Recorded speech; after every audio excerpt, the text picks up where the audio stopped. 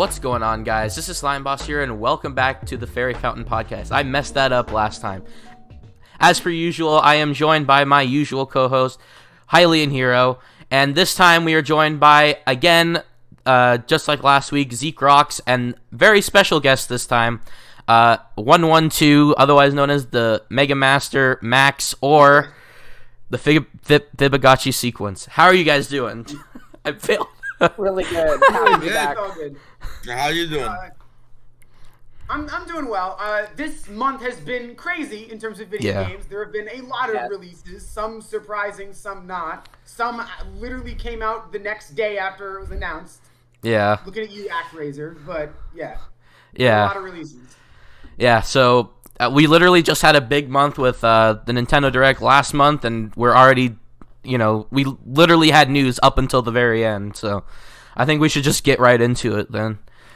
Sure. Let's do it. All right, so the biggest releases this month, we're going to talk about the games that came out, or games/consoles. Metroid Dread and the Switch OLED came out on the same day.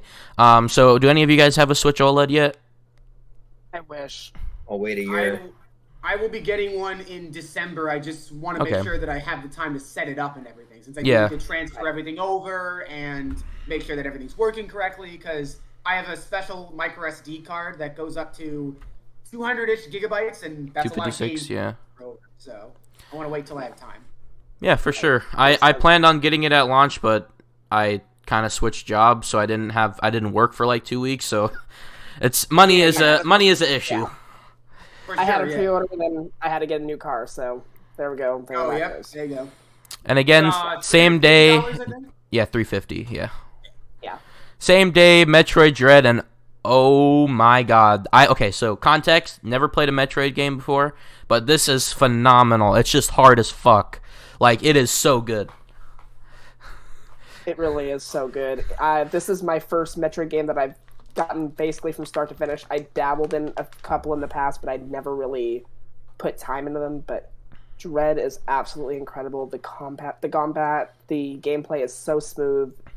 Oh god, amazing. Like, Nintendo really has nailed the fluidity in their games recently. Like Odyssey, Breath of the Wild, and Metroid Dread. It's butter, all of them. I agree, but Nintendo didn't make Metroid. It was Mercury's team. True, but Schematics. Nintendo was a huge overseer in the project. Right. They definitely were very involved from start to finish. So I do think Nintendo deserves a little bit of credit for this. Oh, they absolutely do. They played the game and reviewed it. Fair enough. So this is very interesting then, because I'm coming from a very different perspective. I have 100%ed every 2D Metroid game up to this point. Very nice. And Metroid Dread is awesome. I would easily say this is the best Metroid game I've played so far. Well, I haven't played Prime and Other M, but all the 2D games. This is definitely the best one. Yeah. It takes the fluid controls and smoothness of like Fusion with also the higher difficulty of Fusion with the more exploration-based Super Metroid, because Fusion's pretty linear. It's not as linear as people like to make it out, but it definitely does push you down a determined path.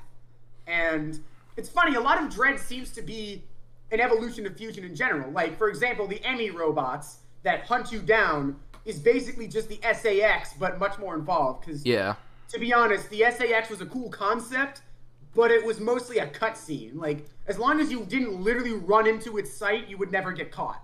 Yeah. So, and honestly, it's something that is lost on repeat playthroughs.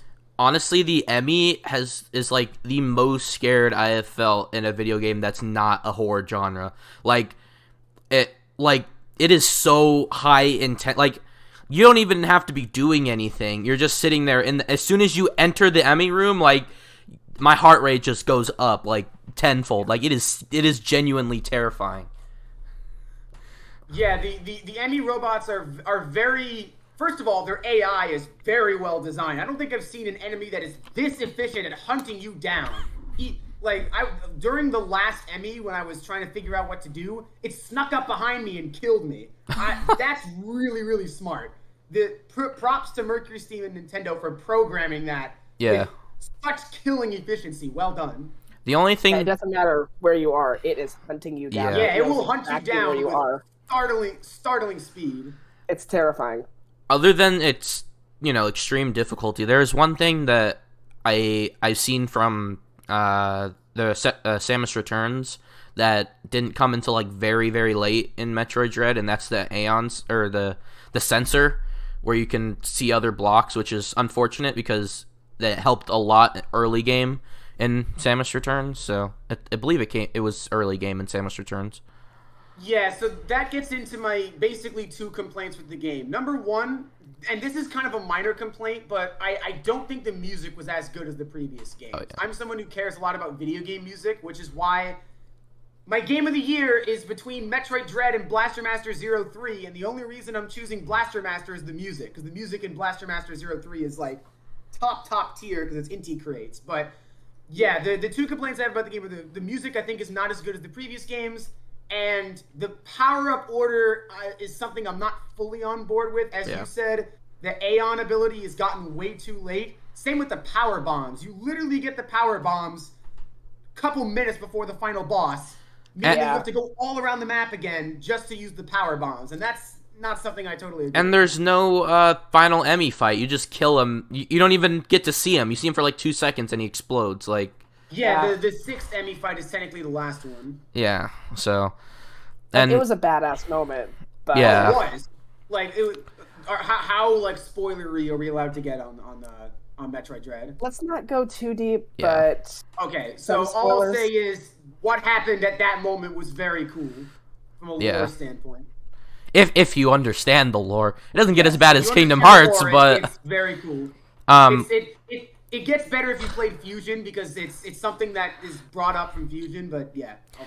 I do feel as a relative newcomer, it is easy to understand the story with Dread. Yeah. And it helps with all the supplemental material that they put out up to this point. Yeah. They've done a good job of explaining what's been happening for sure. For the last 30 years.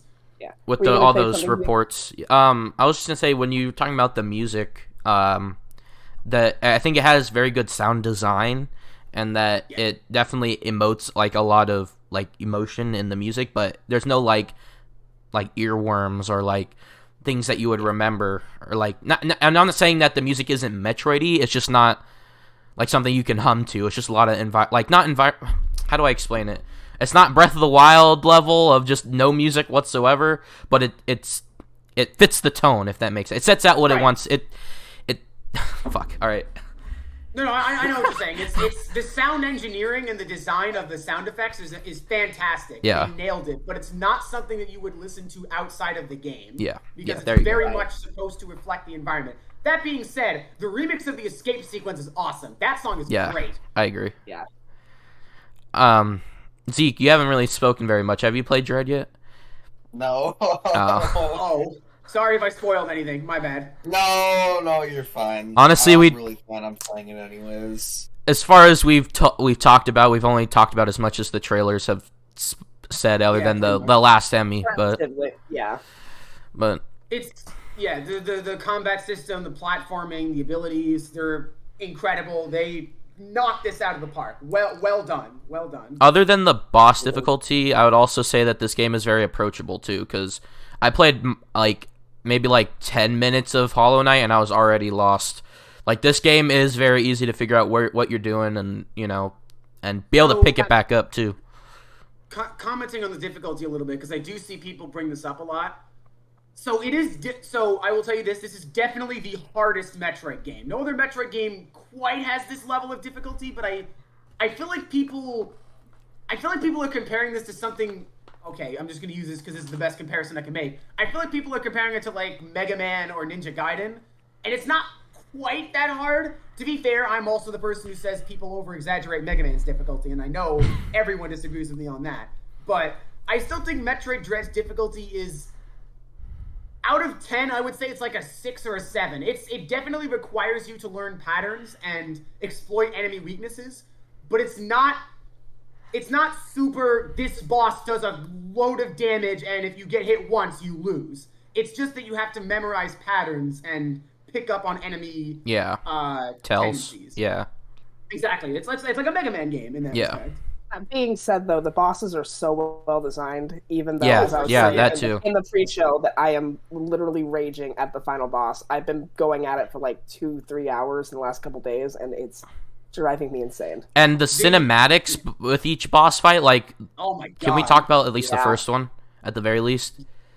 Go for it. So the weird like scorpion monster thing, whatever. Like Samus just doesn't even look. It's like trying to like prowl around and like, you know, be like a monster, and Samus doesn't even look at it. She just walks away, charges up her blaster. Like, she's so fucking badass in this game. Yeah, they definitely carried that over from Samus Returns. They Mercury Steam characterized them similarly. Also, the first boss's name is Corpius. I feel like was that the boss that was from? Because I know there's obviously, if you watch the trailers, there's another boss that's from a previous game, but I feel like Corpius was also Really? a boss from a previous Metroid game. Give me a second. I don't remember. No worries.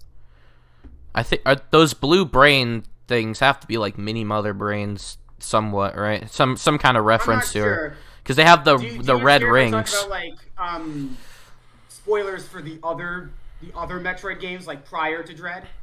That's up to Zeke. Yo, what?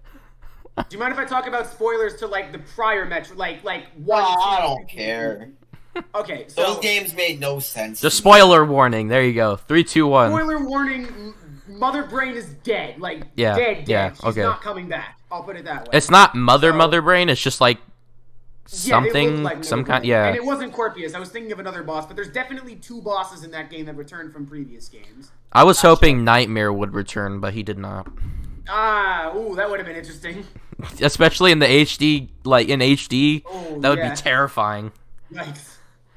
Not to mention, this game is beautiful. Yes, like- that Oh, too. for sure.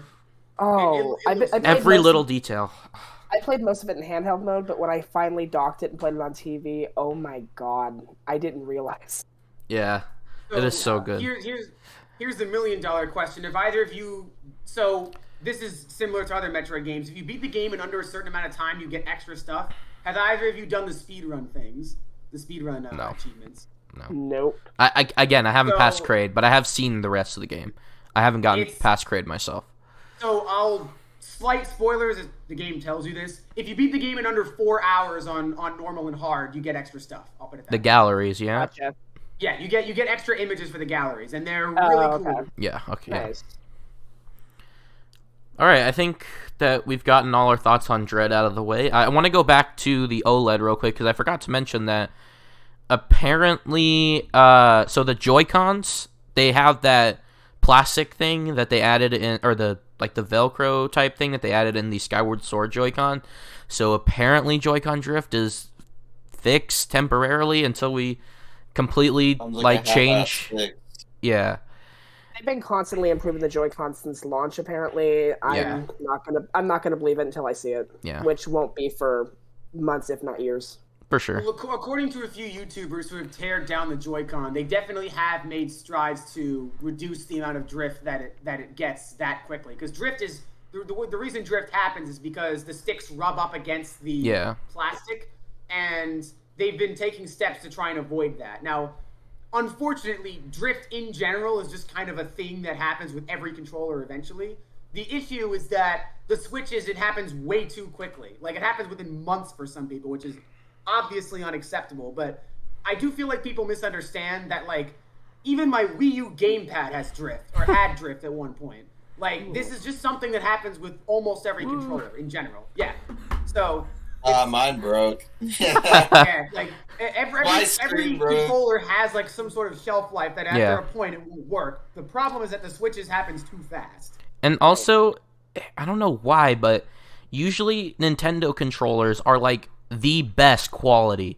Like out of any, like a lot of people say Xbox 360 is pretty good too, but like in my experience, like the DS is pretty good. The Wii U Pro controller is honestly my favorite Pro controller there is, other than the sticks being, like Yeah. flush with each other. If that makes sense. But the Switch Pro controller, the D-pad is too mushy. There's just something off about it. It's like too chunky. The Joy-Con are definitely the coolest controllers, but they're too small. The D-pad's buttons, and I don't know. It just seems like usually Nintendo's pretty good about quality in their controllers, and this just doesn't hit it. I don't know. I feel like, just as speaking as someone who plays a lot of 2D platforming games, I feel like the Switch Pro controller is best for that genre. Out of all the controllers that I've used across many different console generations, I feel like, okay, unless you're playing like an SNES game, then obviously you want to use an SNES controller. But like for 2D platformers that are native to the console, I easily choose the Switch Pro controller every single time because I think it's best for the platforming. I actually have my Smash one right next to me. So I just think that it works best for the platforming that I need to do with the D-pad and the way that the buttons are laid out. Okay. All right, one more bit to talk about with the OLED is that apparently the dock is 4K compatible. Which, okay. I don't know how many times we're going to talk about the Switch Pro on this show, but that basically confirms the fact that the OLED was supposed to be 4K until COVID. Probably. I don't know if that's necessarily true. I just think that they're future-proofing it, if that makes sense. Yeah.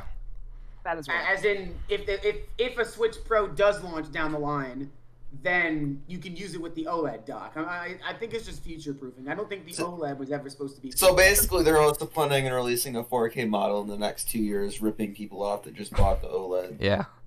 2 years, maybe not. 3 years, maybe. No. The thing, now that we're so far into the Switch's lifespan, we're almost past 5 years into it. We're getting closer and closer. Been that long? It has been. Yeah, it's about 5 years. We're getting close to the concept of starting to think about next generation in the next, I'd probably say 2-3 years. I don't know if Nintendo is going to want to release a 4K Switch if they're going to do a successor, let's say 2023 through 2024. The thing is obviously eventually they're going to need to do a successor because straight up, I'm 90% sure that the majority of the PS5 Series X games coming out will not work on Switch, period, no matter how good your porting skills are. Sorry, right. Panic Button. If you prove me wrong, I will be impressed. And Panic Button's amazing. But chances are PS5 games are probably out of the question on Switch, or like native PS5 games. We'll be talking about ports pretty soon here that I'm very angry about. Yeah, exactly. So my guess is I have an idea. They'll have to do something within the near future, but I really don't think it's going to happen for the next 2 to 3 years because Furukawa did say that, like... Or, sorry. Oh. Cloud ports. Sorry. That is the dangerous future we have, and that terrifies me. It's god awful. It's awful. Right. I was going to say that Furukawa did say that, like, he wanted the Switch to last for longer than a usual console cycle. So I just think that's important to keep in mind. Well, let's just hope it's not an iPhone cycle. They wanted it to last like 10 years. We're already approaching 5. Let's say it comes out 2024. That'll be 7 years, and they could still give it like light third-party support or something for the next couple years. It would hit the 10-year mark if they want it to last that long, but we're not getting dedicated support for 10 years. I can't see it happening. Yeah. Let's hope they don't pull another Wii U too. I think the Switch U.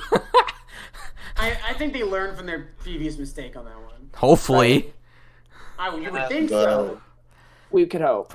All right, next up is Nicktoons All-Star Brawl, Nickelodeon All-Star Brawl. I don't know why they dropped the Nicktoons name. It's so odd. But isn't Nicktoons like gone? I think it's still a channel that exists, but not like a brand anymore. It's quite weird. But it's like it's good. It's okay. It's all right. But there's so much more that can be done with it. The roster's kind of bare bones, but there's so much potential that I can see in this. You know, as far as we know, potential updates are coming, DLC down the road, and hopefully Nickelodeon allows them to be a lot more free with the sequel. And I think we could have a lot of people are like, oh, it's a smash killer. It's not going to be a smash killer. It'll just be a nice thing to play while in between. Like Rivals of Aether is pretty good, except it wasn't in the public eye, and or like the Smash fan base eye. Like I didn't even hear about it until last year or 2 years ago. So it's not fully out there like Nicktoons was, because it was like a huge meme. But again, the combat is pretty good. The maps are really fun, and there's potential of DLC is good to think about as well.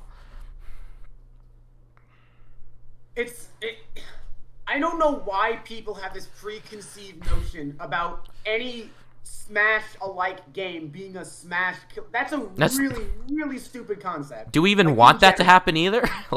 Exactly. Why would you want that in the first place? And also, do you really think anything is going to beat Super Smash Bros? Yeah. One of the most successful Nintendo franchises. You can play as Cat Dog. I mean, nothing's beat it in the last 15 years, guys. Yeah. Exactly. So, you can call something a Smash alike. That's fair. There's definitely games that play like Smash, like as you said, Rivals of Aether, Brawlhalla, Nickelodeon All-Star Brawl, etc. But Killer is such a stupid name. If it was a killer, it would be a cartoon slash. I don't want to say TV because that includes live action, and we know how bad live action fighters can be. So, if I don't know, it sounds impossible, but if they ever had a quote unquote Smash killer, it would be a cartoon anime platform fighter, which would never happen. They're never gonna cross over Nicktoons and Cartoon Network and Brawl Naruto. has Cartoon Network. Yeah, I mean, and Naruto. Yeah. There was that one fighting game called Jump Force that people said was gonna be like the fighting game killer, and look where that ended up. Yeah, no, it's that's just sad. Yep. All those anime franchises and. But it's just shonen. It's just Jump. It's just Shonen Jump. There's not there's so many diverse anime. Anyway, I could talk for hours about anime, but yeah. Is there anything else specifically about All-Star Brawl? I forgot. I do not own the game, sadly, so I don't have too much to say about it. Yeah. Although, where's Jenny? Jenny Wakeman should be in this. Yes. That's the one thing I want to say. All right. Next up, same day, I believe, or I think same day as Dread, or same week as Dread, and that is Monkey Ball. I have not got a chance to play it, but I know that Hylian, you've been hyping it up, so. I did pick it up. I haven't played it as much as I've wanted to, just because of Dread and other responsibilities and stuff, but I played a good couple hours of it. I think it's very good. My partner is playing it. He's constantly telling me how good it is compared to the originals, how he's trying to speedrun it, so it sounds like it's a pretty successful, I don't want to say remake, remaster kind of thing of the older ones, so I'm very happy to hear it. Was your Morgana DLC? Of course you would say that. Today. Oh, it came out today? Really? I thought it was later. I think I saw a tweet that was either today or yesterday. They are out. I thought it already came out. Yeah, I have nothing to say about Monkey Ball, so. I'm sorry. I'm gonna stick to my GameCube version. Hey, that's fair. Fair enough. Yeah, I did hear that the physics were different, for better or worse, so that's understandable. Yeah. But I assume it's a good entry point if you've never played the series before. Better than Banana or what was the other one? Oh, yeah, Banana Blitz HD. Banana Blitz, yeah. So that game is not good. All right, so next up is Tetris Effect Connected, port on the Switch. Anybody touch that? I have played Tetris Effect because I had a free trial of Xbox Game Pass for 3 months, and I loved it. It is utterly fantastic. I honestly think anyone who likes Tetris should play this game. It is super, super good. I don't own it on Switch, sadly, and I can't play it anymore because my free trial ran out, but for the 3 months that I played it, regularly-ish, yeah, the game is incredible. It's surreal almost. You wouldn't think that a Tetris game would be moving, but it is. Everything that everyone says about it, about how it feels like a spiritual journey, is entirely correct, which is almost more crazy that everyone is described it so accurately. But yeah, Tetris Effect, the single player is great. I don't think the multiplayer was in the game when I first played it, so I can't comment on the... There was a raid boss mode where everyone would try to take on one specific or one specific character, or not character, player or whatever, or boss. I haven't tried that, but the base, single player is great. It's definitely, people should play this game. From what I've heard from John Cartwright, who loves this game to death, is that I think like the only thing that was missing is like portability. Like imagine playing this on an airplane with like really good headphones and the OLED switch, because the darker tones with the game. That just sounds like a blissful experience. Yeah, blissful is definitely a very accurate way to describe it. See, Kev, you played Tetris Effect at all? I've never heard of it. I'm sorry. Really? There's one big piece of news for you, so we'll get to that point. The concept is basically that it's I described this a little bit earlier, but it's basically a Tetris game where, do you know what the Tetris Effect is in general? Like, not the game, but the concept. No, I just know Tetris. So the Tetris Effect is a concept where there was like a scientific study. I forget who did this, I did not know this. It's a scientific study where they found that if people play Tetris for enough time, that they'll start seeing the blocks in real life. Like, they'll start imagining the blocks because of the way that Tetris is designed. And I think it was some crazy Pinocchio. Sounds like LSD. Yeah, it's nuts. LSD. I've experienced this because there was one time where I played Tetris for like 3 to 4 hours at once, and then when I was going to sleep, I literally saw the blocks falling in my peripheral vision. It was really weird, but that's a real like scientific concept, and that's what the Tetris Effect is, and that's the entire point of the game, is to try and invoke that as hard as possible. Interesting. I did not know that. Cool. Interesting. So I assume the VR version is like even better then. Yeah, it's a game trying to make you see blocks in real life. It's making you trying to trip. Yes. So it's just like a crack version of Tetris. Yeah, I mean, you're not wrong. All right. Okay, I'll have to try it out. It's real good. Moving One of on. those bad days. The biggest game of the year obviously came out this month, and that is Peppa Pig. Yeah. All right, and Lucina is the final boss, by the way. Oh, not this again. Are you kidding me? No. Is that like an RPG? No. This is why I've got to stop letting you host the show. All right. That's a big RPG. Accepted this? All right. The final game that came out this month is Mario Party Superstars. Anybody touch it? I've played each board at least 3 or 4 times now. This game is the best that the series has been in a decade. It is absolutely incredible. No, seriously, the boards are great, well chosen from the N64 era.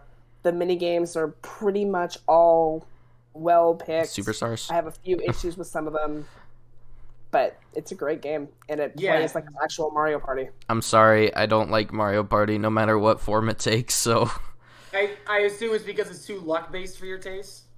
Oh, I don't like just any Mario spin-off other than the RPGs. I really don't. You're breaking my heart. Speaking of RPGs, if any company would like to reach out about the Peppa Pig RPG with Lucina as a god boss, just contact my business account. Watch that Nintendo Switch game somehow get a Lucina DLC just for memes. I literally wouldn't even be surprised at this point. Oh god, I want it. I'm pretty sure the game is just like a retreading of like an episode or something with like quick time events or some shit. Like, I want a Peppa Pig RPG, dude. I want it. I want it now.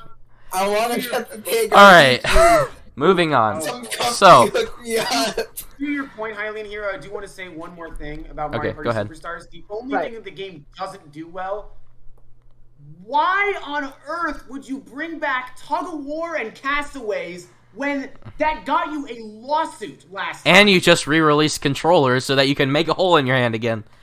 But they gave us a warning. There's a warning! Yes, there is a literal warning in the game that says, hey, don't rotate the control stick with your palm. People are gonna do it anyway. I get why they brought back Tug of War. I don't think they should have, but it's an iconic minigame that it would have kind of felt a little incomplete if it wasn't there. But I mean, but is it really a top one? Well, I don't think Nintendo knows what the best mini games are. So if they can make a game called the Top 100 and not actually be the top 100 mini games, Here's my thing. Like, I think this minigame I played that collection. game. This minigame collection is better than the top 100, but there is some that were in the top 100 that I think absolutely should have came back for Superstars. Okay. Yeah, there were definitely a few. I think Crank and Rank from 8 was there. I don't know how they missed that one because that minigame is great. So I was really upset. I was upset the Hotel Goomba didn't come back. Yeah, Hotel Goomba was like the best minigame in 5. Where's that? Exactly. I don't know what you guys are talking about. Yeah, I'm gonna have to bring out the DS to figure out what you're talking about. Hey, but To be fair, though, they brought back some of the other best minigames that were not in the top 100. Yes. Like Dungeon Duos. But they have a lot of like Echo mini games too, like that one where you climb up the Koopas, and also the other one where you climb up the vine or something. Oh, What Goes Up, yeah. There's 2 of them that are like the exact same mini game.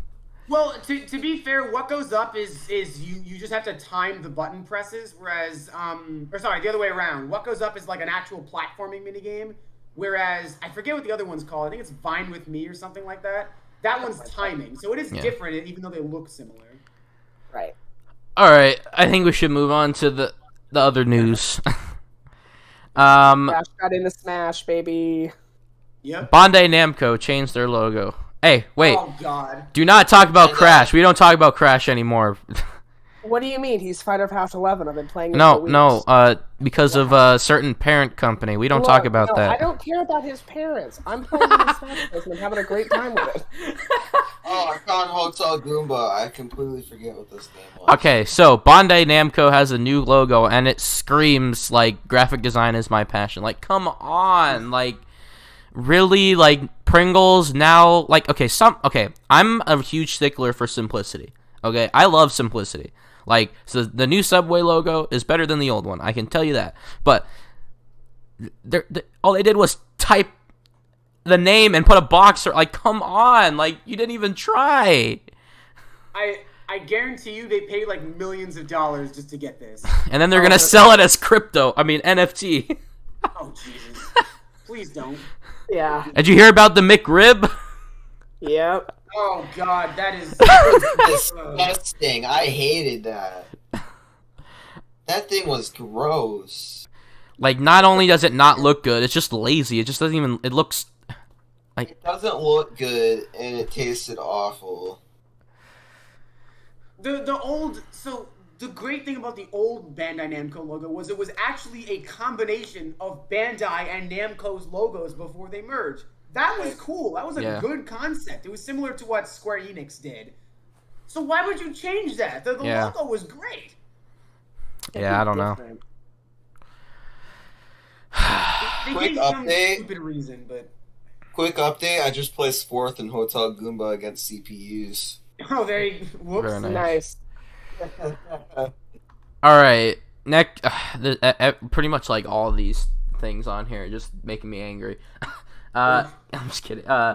Kingdom Hearts is celebrating its 20th anniversary. Like, goddamn, the series is old. I don't understand how that series is that old. Yeah. And What do you mean? Persona is too. I don't know. It's just crazy to think about. But in celebration, we're finally getting Kingdom Hearts on Switch. But they're cloud versions. So Cloud was the Final I do Fantasy have some character. thoughts about this. We've literally been talking about this since the Switch is launched. I'm like, this is like a perfect platform for Kingdom Hearts. Like, I understand maybe 3 can't be here, but at least 1.5 and 2.5. That's at the very least. But still, a cloud version that doesn't even work. Cloud versions do not work. It is awful. So, 2 things. 1, 2.8 wouldn't have worked either. Oh, yeah, because Dream Drop Distance, and I think that was the one, and 0.2 are like PS4 games. That would have worked regardless. So, but you're right. 1.5, 2.5, that's a PS3 game. Come on. Yeah. But the other thing is, I did actually try the cloud version for another game. I believe it was Hitman 3. And it ran pretty smoothly. It wasn't perfect, but it ran well enough that I was like, oh, okay, I can see myself continue to play it in this fashion. So I will actually be getting the Kingdom Hearts games that way on Switch. have enough It's time. hit or The miss. purpose of the Switch. Yeah. It does, yeah. You can't play it portably. It's hit or miss. If you have bad Wi-Fi, you will not be able to play this game. And what sucks is that you can probably go, if you're just some kid that likes Kingdom Hearts, go into the eShop and you're like, oh, it's a cloud version, you know, that doesn't mean anything to me. And then you get in there and your mom has McDonald's Wi-Fi and you can't even play the game. Like, I just feel bad for those people that end up spending $60. They are pretty good about releasing demos alongside the cloud versions, just so you can try a little bit of it before you buy it. Yeah, I was about to say, every cloud game on Switch has a function in that you download the actual thing for free, and then it only charges you after you play for like 15 minutes so that you know if your internet is good or not. Okay, right. Good. They did that for Hitman 3, they did it for Control, and I think they did it for Dying Light, I believe was the other one. Okay. So, yeah. I just like... I've been screaming by the rooftops for this game, and it's so disappointing. They're undecided if they'll do an actual port, and I'm like thinking, why are you undecided? They said that it's too big. Like, okay, 2.8 and 3 I get, but 1.5 plus 2.5 I guess is too big for the Switch, like sheer size wise. Although what they could have done, and probably should have done, to be fair, is just release the PS3 versions, because 1.5 plus 2.5 is technically a PS4 game, and that I think is locked at 60 FPS. I'm pretty sure. Yes. And the original versions, 1.5 and then 2.5 were 30 FPS depending on the game, and yeah, so they could do that, which is a lot smaller, but I don't know. And it has been proven that PS3 games can work on Switch with not too much... Like, the PS3 games can work on Switch without too much compromise. Dark Souls is fine. That runs fine now. Yeah. There was another game, I can't remember what it was. Also, Dragon's Dogma Dark Arisen, that is actually a PS4 game, but it's an earlier PS4 game. I'm pretty sure that Wii games were... Well, is PS3 stronger than a Wii? Because No More Heroes, definitely stronger than a Wii. No More Heroes was on the PS3 too, and they also have No More Heroes on the Switch. So the Wii was No More Heroes is also a Wii game. Okay. Yeah, everything is stronger than a Nintendo product. Come on. Yeah, exactly. All right, well, The PS2 is probably more powerful than the Switch. Let's get real here. maybe not that far. No, because there are several retro collections that run PS2 games natively on the Switch. Like, speaking of PS2 and PS3 games, the GTA Trilogy has been announced, and there was a gameplay trailer as well. And those are I'm pretty sure are PS3 games. It includes 3, Vice City, and what's the other one? San Andreas. Okay. San Andreas. Yeah. So, I don't know if you guys are excited for this or what. I'm just excited that Grand Theft Auto is on the Switch in general, just the concept of that. But it's interesting because Rockstar doesn't actually have that many games on Switch. I'm pretty sure it's just LA Noire at this point. As of right now, yeah. Yeah, so that's interesting that they're going to continue making more games for the Switch. That's definitely a good thing, and I hope that we see more games from them. But I'm surprised that GTA 5 isn't here, especially with how many times they port that game. Like, it's honestly a matter of file size, I imagine. I'm sure they tried, and they thought, hey, I'm not being able to fit a 80 to 100 gigabyte game onto a cartridge. There's no way you can get people to download that. We're not going to bother. That's when you push the panic button. No. That's when you push the panic button. Right. Literally. All right. We have a panic button. We need a panic button. Yeah, panic button. The developer. There you go. Yeah. All right. The next thing is Advance Wars got a delay. I don't know if you guys are excited for Advance Wars. I think it's cool that the games are coming back. But they're not coming out now until I think spring now. So cool with the delay. Like, I'm excited to play them. I don't have time. Yeah. That being said, next year is going to be probably back-to-back, like, a game a month, if not more, from Nintendo, just looking at their lineup. So right now, do we have anything for January other than Pokemon? Not yet. Because I think right now the only things I'm personally looking at are Pokemon, Kirby, and yeah, that's it. That's all we got. I want everything. I'm definitely getting a game in January, but it's not a Nintendo game. It's Gunvolt Chronicles Luminous Avenger X2 from Instant Creates. Let's go. That first game is amazing. The only thing I really have on my schedule right now would be SMT5. Yeah. Oh yeah, that as well. And Pokemon Arceus, whatever the heck it's called. Arceus. Yeah. Arceus, yeah. It's the only two things that I really have on my agenda currently. Speaking of Pokemon, we also got 2 Pokemon trailers this month, which it's very nice to see because after going for a long period of time without any Pokemon news and then finally getting that presents in, was it September? August? We pretty much had a small trailer a month. And we had a small trailer about Team Galactic and a couple other smaller things this month. That's not important, but what is important is a brand new form of Zorua and Zoroark for Legends Arceus, which they look so cool. I'm just so excited for the prospect of this game. Like, I understand now that it's not open world, but it's close enough, man. It's close enough. This is just enough for Game Freak to get by. It's definitely it's sort of open world. Sort of. It's like a mild open world. It's open world enough. Yeah. It's better which is than ironic in some ways. blocks. Right. Yeah. It's better than set pass, you know. True. Right. Anything else? I literally Pretty sure we went over like all of this. So. Pretty You're missing we out. all- Go watch last month's episode. You went through all this. Yeah. Yeah. Yeah. There you go. All right.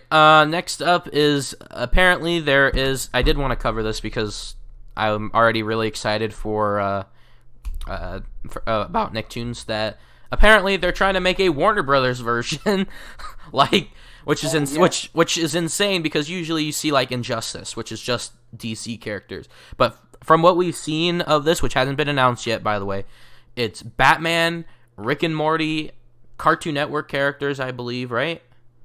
It's got Finn and Jake. Yeah, Finn and Jake, Shaggy, I think, as well. Yeah, of course. So just the prospect of this is insane. So And there's The random Brawl characters doesn't like exist Harry anymore. Potter and stuff like that. Gandalf. yeah, that's crazy to me. Like, Please no Harry Potter. Please no. honestly, this has a wrong lot with more Harry potential Potter? than because of that Yeah, person. Because of Hatsune Miku, Sure. that's why. Who cares Yes. about Hatsune Miku? I want Harry Potter in my fighting game.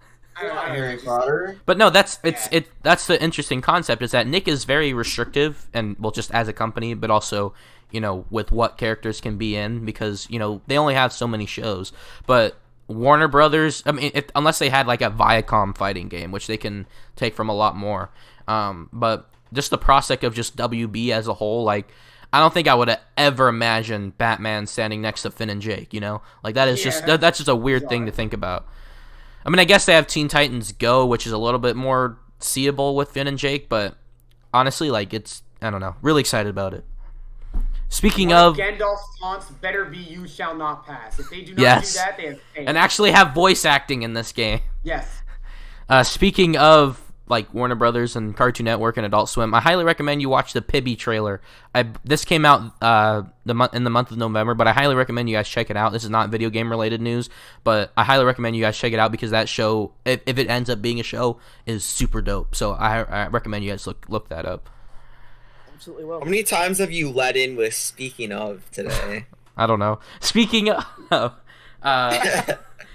next is more Pokemon news. Universal and Pokemon are crossing over, and I believe in 2022, Pokemon will be added to the Universal Studios parade thing that they do. So that's as far as they've gone so far. Yay. That makes logical sense considering we already have the Mario expand. We have Super Nintendo World for Mario. We're gonna get the I just Donkey assume Kong at this expansion. point they'll have like Pikachu as like a character meetup in the Mario Land eventually. Yeah, you just have like Pikachu walking around Universal. The fat one in particularly. Or no, the ones Yep. from Japan that do like those shows. You know what I'm talking Yeah. about? Yeah. Yeah, I know. What you're talking about. Yeah. All right, next up is obviously Hylian's favorite piece of news. The Zelda's 25th anniversary Game & Watch got a trailer. And 25th. Wow, it's 2000. sorry, 35th. My bad. 35th. I was thinking about Pokemon, and Pokemon's on my brain, obviously. Which includes the first 3 games, Zelda 1, Zelda 2, Link's Awakening, and then the Japanese versions as well. And is it called Vermin? Is that the Game and Watch game that's included? So, yeah. Is that all run on a Game and Watch? Yeah, that's honestly what's in. Well, in 2021, it's not that surprising, but compared to the Mario one, which only had 2 games on it, this is pretty cool. Right. To be fair, Zelda 1 and 2 are NES games, and then Link's Awakening is the Game Boy original. So I that makes sense. Yeah. It's as if they did Mario 1, 2 USA and Land in comparison. Actually, are you guys planning on picking this up? No. I do not, but I do have the Mario game. I also have the Mario. It's real cool. I take it out with me sometimes. It's I mean, Super Mario Bros. And Lost Levels in palm of my hand like this, sure. The other really cool thing, and I hope that they do this for Zelda as well, there's actually a cheat code that gives you infinite lives in the Mario Game & Watch. I forgot exactly how you do it, but I hope that they do that again for the Zelda Game & Watch, because that's a really cool quality of life improvement. I do have it, but I don't know where it is, but this is the box for it. Oh, yeah. But yeah, it's nice. It's a good clock as well. Yeah, I'm probably still going to pick it up for a novelty. My hair. I'm still going to pick it up for, like, novelty's sake, but, yeah, it's just very disappointing. Like, I don't know why, but I've been thinking about Wind Waker a lot recently. Liam Triforce released a video on it. It makes me really want to play it. And I have it on Wii U, but I want to play it on Switch. I'd rather play it on Switch. Now you see how I feel about Twilight Princess. There's literally zero difference. Yeah. My guess as to why they haven't released Wind Waker and Twilight Princess yet is because I'm guessing it's the pandemic. The Mario 35th celebration was almost certainly hampered because of the pandemic. I can tell that they wanted to do much more than what they actually did. And Zelda's probably the same way. I'm sure they had some ports lined up that they just didn't get to release. I truly think we're going to get Wind Waker and Twilight Princess at some point, especially now that Ocarina of Time's on the N64 Online.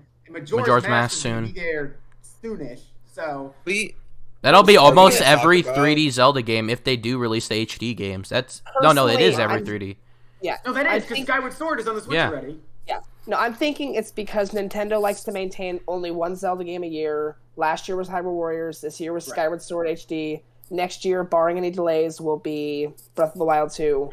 So we could be waiting until 2023, or they could make an exception and drop Wind Waker, Twilight Princess, one of them, or if not both. I feel like there was a year with 2 Zeldas within the last few years. It was 2015? I think it was 2016 with Hyrule Warriors Legends and Twilight Princess HD. Okay, there you go. So it's definitely not impossible. It's just no, absolutely, exactly. And also, I mean, think about this: there aren't very many Wii U games that we would want left on the Switch, first party wise. Like, the only things that I can think of are the Zelda Zelda remakes or remasters, and I know you're gonna hate me on this, Color Splash. I really want Color Splash on the Switch. I love that game. No, that would be great. I want it. Color Splash is a great game. It's very good, yeah. Obviously, I don't think that's ever gonna happen just because of Origami King. But what's the weirdest thing is that there already is rumblings about Star Fox Zero, which no one ever talks about being ported to the Switch. Isn't rumblings? It's Platinum said they would they want to. Why? If Nintendo wanted to. Nintendo doesn't want to. They don't yet. Why would they even say that? Would do it again. I don't know why Platinum would even think about Star it. Fox Zero is not good. It's just not a good game, and to release that again would be a bad idea because it would. I hate being this person, but look how well Wonderful 101 sold when they were so excited to release it. Yeah. Yeah. Star Fox makes like 0 sense to me either. Like, I'm gonna be honest. 0 sense. All right. I don't understand that game at all. They rebooted it like 3 or 4 times. That's the real problem. Then they had to reboot it again. I played Star Fox. What was it? 3D on the DS. Yeah. Oh, that game is fantastic. And that one's like forthcoming about being a remake. Sense. Like I didn't mind the game, but it made 0 sense. Like the best Star Fox game in the last 10 years is not even a Star Fox game. Starlink. Yeah. All right, and so the next bit of news is Lego Luigi. I have yet to get Lego Mario or Luigi, but Lego Luigi's finally getting his own set, different from Mario, and it's Lego Luigi's Mansion, which was announced on literally Halloween. So, Nice. Let's go. any of you guys have any of the Nintendo Lego sets? I'm gonna get them at some point. They're so expensive. They're like, Give me some come time. on. And they also need to sell them by themselves. Standalone Mario. I just checked. The Lego Luigi's Mansion Haunt and Seek expansion set is $80. That's a I lot. choose to Does it keep even them. come with Luigi? Exactly. Does it come with Luigi? Yes, it Okay. does. Okay, that's fine then. One of those stupid things costs like what, $60? I remember when everyone thought that it was a Switch dock. Yes. All right, the final 2 bits of regular news this Can we month. talk about N64? We'll get to that. Okay. That's a major bit of news. Alright. Is that, well, 2 of them, because we needed to have some sort of Mega Man news for 112. So we have Mega Man X Dive is apparently getting a Switch port, or it's rumored to be, and there's another game that was canceled, XZ. Rockman XZ Time Rip. So Yeah. I can explain both of these. The X Dive Switch port is going to happen. Like that's Okay. It's more than a rumor. The reason we know it's going to happen is because they found evidence in the source code, which someone data mined, of what was it? It was referencing the Joy-Con. It referenced the fact that there's not amiibo support. So that's the smoking gun right there. And they just referenced the Switch several times in the source code. This is exactly what happened for the Steam port. Same thing where they referenced various elements of Steam in the source code. It's now on Steam. So Yeah. it's going to be on Switch. It's just a matter of time. Just And- my question is, how are they gonna manage it? Because it's a gacha game. Like, I would love to play it, but it's a gacha game. I don't want to play it if it's gacha. I mean, so yes, it is a gacha game, but to be fair, the pulls are pretty generous, and you don't need to spend too much real money if you want to just play the single player. Now, if you want to do the player v player, good luck, because the PvP in that game is trash. I'm sorry. Is there like a quote unquote story mode with the single play? Is Yeah, there there's like a full beginning and an story end? mode. I Okay. think we're up to chapter like 15 or 16 at this point. Okay. Like it's also like a. So it's an single X player game essentially. It's another X game essentially. Yes and no. The format is different. It's not 8 levels then fortresses. It's like a linear progression, more like Mario or something like that. Okay. But the actual gameplay inside the levels is just Mega Man X. It feels like Mega Man X and it plays like Mega Man X. So if you want to play an X game, there you go. Also, the fan service in that game is incredible. The amount of characters we have is nuts. I've always been intrigued by Mega Man. That's why I started playing it on stream, because I already bought all the Legacy collections. Might as well stream it because I've never played a Mega Man game before. But the reason why this game in particular stood out to me and I wanted to talk about it on the news previously was because there's so much fan service. Like, you could literally play as anyone. You could play as freaking Chun-Li for some reason. Yeah, exactly.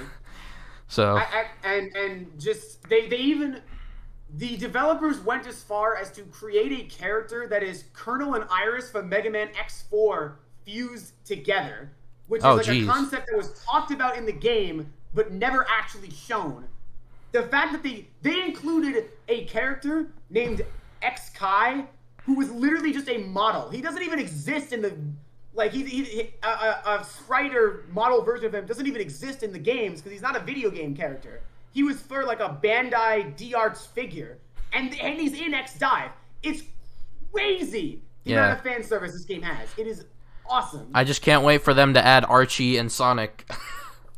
Oh god, I mean they've had what, 2 crossovers now. They had Monster Hunter and they had Street Fighter, and both of them were pretty good. I will say one-hit killing people with Raging Demon is pretty funny. Oh, I know who they should add. Bongo. God. But yeah, X Dive is fantastic. Yeah. You should play it. Also, I guess to talk about XZ Time Rift for a little bit, the concept of that game was it was going to cross over the Mega Man X and Mega Man Zero series. It was being developed by Nebula Joy, who are the same people who ported X Dive to the West. Like, those are the same people who localized X Dive. We lost you. Yeah. Oh, We lost you. Okay, you're back. Okay. So, I'll repeat what I said. So, Rockman XZ Time Rift was being developed by Nickelodeon, who also was the people who brought X-Dive to the West. And that localization hasn't been great, I'll be honest. There's been a lot of interesting developments, stuff that I guess I can talk about after the podcast or whatever, but it's some shady stuff. Oh, and geez. what happened with XZ was Nebula Joy was losing money really fast. Their last mobile game, Devil May Cry Pillar of Combat, was apparently very poor. It was in poor quality. So what happened was they had to cancel all their future projects because they were doing so poorly, XZ included. The only thing we saw was like one trailer, and even then, that doesn't even tell us anything about the game because if you've watched the X-Dive trailers, those play nothing like the actual game. It's all made up. It's like mobile game ads, like you would expect. So, honestly, I'm okay with XZ being canceled because it probably would have been pretty bad anyway. So, and also the naming convention's a little confusing because you got XZ and then you got ZX. They're like, are they in the same series? ZX is already on modern consoles. The Zero ZX Legacy Collection. So, I don't know. Also, just to point it out, this is a Metar from Mega Man. Yeah, nice. I saw that. It's not as bad as Kingdom Hearts naming systems. 358 over 2 days. Yeah. 358 over 2 days included in the 1.5 plus 2.5 pack, which is a port of a... Oh, it's not even a game. It's a movie. Oh, wait, no. Yeah, it's a movie in that game, so... Yep. All right. Now to the big stuff. Sorry for keeping you waiting. Finally, Mr. Sora Kingdom Hearts has finally made it to Super Smash Bros. Ultimate, and also Doom Guy as a Mii costume. So 2 hits in one. We talked about this like a very long time ago on my original show, Crazy Cat Podcast. That we were like, okay, so what are your predictions for Fighters Pass 2? And I'm like, okay, so we can't do characters that have outright been deconfirmed because apparently there's a rumor going around that Disney just said no. And then here we are. Now I'm biting myself in the ass because I said I told the world that Sora was never coming and it was impossible. And here he is. And he's been one of my like sort of like wild card picks for forever essentially because I've always loved Kingdom Hearts. And you know this is it's not as crazy as Steve for me, but this is definitely up there. So have you guys got the chance to play him? And if so, do you like him? He's okay. He's not my kind of moveset, but I absolutely appreciate that Sakurai was able to get him into the game. He was one of the very few huge reveals people wanted that we didn't have yet. So, amazing ending to the game. Not my cup of tea. Is fun to play. Not going to be picking him up that consistently anytime soon, though. Sora is in my opinion the best character to end on because he himself is a crossover character. So logically that just makes a lot of sense, and I honestly really the only other character would have made sense in my opinion would have been like Ruby Hart from Marvel vs. Capcom or something like that. Yeah. But Sora is the best character to end on. He was the winner of the Fighters ballot. He's a crossover character. People have wanted him in Smash for forever. Yeah. Yeah. Good character to end on. It is the quintessential bookend. So yes, exactly. Playstyle, I mean, he's lightweight, so take that as you will. He's very aerial heavy and focuses a lot on combos. I prefer longer range characters than him, so probably not someone I'll use in my cycle of like 5 mains, but he's pretty good. Zeke, how about you? Oh, I didn't get it. You didn't get Sora? Come on. Bro, I'm trying, man. You should have just bought the whole Fighters Pass at the beginning. Anyway. I did get every single spirit in the game. So I did. I didn't get the one where you fight all the party members from Dragon Quest 7. Yeah, Dragon Quest 7. That one's really hard. Yeah. And then I didn't get any for Kazuya. I didn't do his spirits. Fair So enough. The Dragon Quest 11 one, you just need to use a character that is longer range, honestly. Okay. That allows you to attack from further back. And Kazuya's spirits aren't too hard. The Heihachi one is tough, but the other ones are not too bad. So in terms of Sora himself, I love his fighting style. Like, personally, I'm a Young Link main. I used to be a Toon Link main, but Young Link is a lot faster. I love his fire arrows, and this is almost like a better version of that for me. Like, you have the sort of like mid range with the fire, and then you almost have sometimes a kill confirm with the lightning. Blizzard is kind of it's very short range. You can barely hit it. If you do hit it, they are pretty much stunned for quite a while, so you can get a good hit on them. Obviously it's a sword fighter character. I love sword fighter characters. Sorry, very, very controversial take there, but his representation, you feel like you're playing Kingdom Hearts when you play him, and the best characters feel like they're from their original game. Yeah. And the stage is incredible. Like, when I saw those, like the stage, I'm like, okay, I didn't really think that. I mean, it's a good choice for a stage. I forgot what it's called. Hollow Bastion. Hollow Bastion. Yeah. But I would have picked a different stage in order to represent that without going too far into Disney territory. But as soon as it transferred to the dive into the heart segments, I was just like, and then it kept showing like which characters show up, and like I just got more and more excited as the more they showed different characters, and I'm like, yes, Roxas! Like, Roxas is my favorite character, so it was just all around just amazing. And the music, unfortunately, there aren't any remixes, but other than the victory theme, but the music is just Kingdom Hearts music in Smash alone is just enough. That's to technically Yoko Shimomura did the final remix in Smash Ultimate. I think that's pretty fitting. Mm-hmm. Yeah. I will go against your point, other than it is a perfect ending, but there would have been one other perfect ending as well, and that would have been Waluigi. Waluigi. I don't know. I mean, not because of the character itself, but just because of how much of a meme it was. Like, it would probably crash Twitter as much as Steve did. Like Sans' reveal was crazy, but he was a Mii fighter, so it wasn't that insane. It was still insane, but it wasn't that insane. But if Waluigi was a full-on character, I was actually at Nintendo New York when that happened. If you really? Seen that video, yeah, I have. Yeah. I've been to almost all the Nintendo New York reveals. I think I only missed one because it happened to be on a day I had classes. But yeah, those reveals are crazy, and that is something about my life that I will never ever forget because I miss those greatly. They were amazing. Yeah. Right? And the pure hype in that room after Sans. Yeah. Man, that was cool. Even if I was more partial to Proto Man and Zero beforehand, but that's regardless. And of course, Doom Guy. Unfortunately, he was deconfirmed, but hey, he got in there at the last second. I mean, that's not bad. To be fair, after Joker, M-rated characters never really stood a chance because the ESRB changed the rules and that you can't name drop a game that a character is in if it's M-rated. So I really don't think Assassin's Creed. That was so Assassin's weird. Creed, or Devil May Cry. I was upset that Dante didn't get in, but Travis, yeah. They never really had a chance after Joker. So. Yeah. But again, he was one of the highly requested characters, and he got in there last second.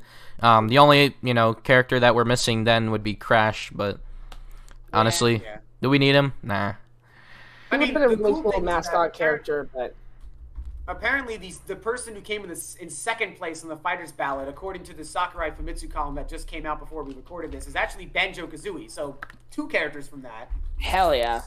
And then I think third was Bayonetta, which is, Smash. No, Banjo was my big pick going in, so getting them so early on in the fighters pack is so invigorating. And just hearing Banjo today just hearing today that they were second place, I'm like, oh, hell yeah. And I guess awesome. To close off this conversation as well, that is the end of Smash. Like, I think we're going to get a few more Spirit events going into 2022, and maybe a couple balance patches there, here and there, but this is it. This is the end. Yeah. And that's the saddest part about this, is that, Sora is amazing, but I don't see Smash coming back for a while, for a long time. And I don't even see it at all. Honestly, personally, I don't think it'll see it at all. But even from Sakurai, he's like Smash won't be the same without me. And honestly, like he didn't sound like he wanted to do it again. This is the best that Smash is ever going to be, and I think everyone needs to kind of think about that, because the next game, if it's not a Ultimate port, it's going to probably be some sort of reboot, and I don't think it's going to be received as well as the Smash of now and before have been. Yeah. My crackpot theory with zero evidence is I want them to do something like Power Stone, where it's in 3D and it's completely different. Yeah. I'd play it's not it. Gonna happen, I agree. As but long as I can put the Ultimate cartridge in whatever future Nintendo system I'm playing and play Ultimate, I don't care what they do. Honestly, you would like to make Wii games, so maybe. Honestly, Right. if they made like a port of Ultimate to the next console and just added like I don't know, like Sora DLC and just kept adding new characters, then that's enough for me. Honestly, Ultimate is already a fine enough game, and it's not broken, so This is the most balanced Smash game. yeah, Absolutely. By far. Which And is that's amazing. impressive Because considering 90 characters. and Exactly. it's good controlling wise. Like even Brawl since launch has been pretty like with the tripping and how slow it is. Smash 4 didn't have the aerial dodges. Like you have Smash Ultimate, which is like honestly perfect gameplay to me, and then you have Melee, which is just broken. Just it's so good it's broken, that type of thing. So For me, it's just so bittersweet that Smash is finally over. Because when you think about it, we've been nonstop speculating about it since 2013. Yeah. So it's been about 8.5 years since that initial reveal of Smash 4. And now we really have nothing to look... I don't want to say look forward to, but... Breath of the Wild 2. There's nothing to speculate about. Because even Yeah. when Smash 4 ended with Bayonetta and Corrin, like a month later there was like Smash NX rumors. Yeah. We're not going to have those. Mm-hmm. I do think ultimately this is a good thing, though, because I understand people are burnt out on Smash, and burnout Yes. is something that I'm Yeah. very... Oh, I'm burnt out now. Yeah. I'm ready. No, Yeah, like it's- honestly, it's- if they ever did come back to Ultimate, the only thing I care about is story mode. That's it. Like World of Light was kind of mediocre for me, but still, like